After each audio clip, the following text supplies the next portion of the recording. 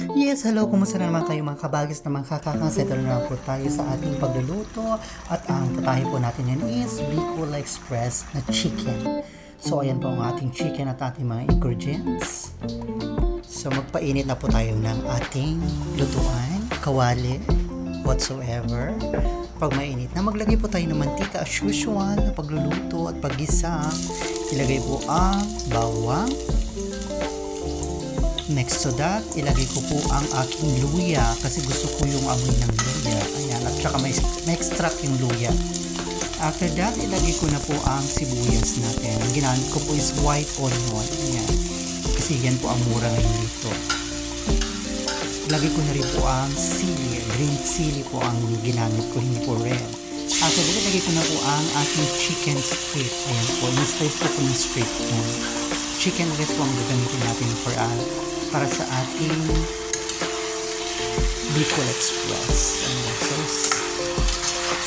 Ayan po, halo-halo lang po natin. Igisa lang po natin ang ating chicken until mag-iba yung kulay niya. Not totally a golden brown.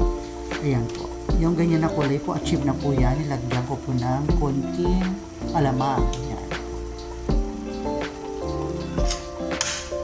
So yan, tuloy po lang po natin ang pagigisa ng ating Bicol Express. So maglagay po na tayo ng paminta. Of course. Halo po natin. Maglalagay po ako ng fish sauce or patis. Ayan po, pampalasa. And then, chili powder po. Ayan, para maanghang. So, ihahalo ko po yung ingredients na nilagay ko. And ilagay ko na po ang ating coconut cream. Ayan po, gata. Cream po yung ginamit ko na nakadilata na po siya. So ready to use na po siya. Hindi ko po piniga.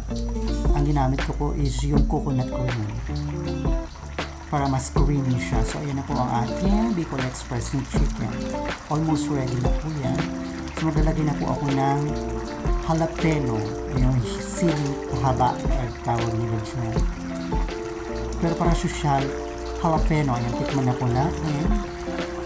Kung kulang po yung alat, whatsoever, maglagay po tayo ulit ng piece of essence. So, ayan po ang ating chicken Bicol Express. Ready na po ang ating chicken Bicol Express.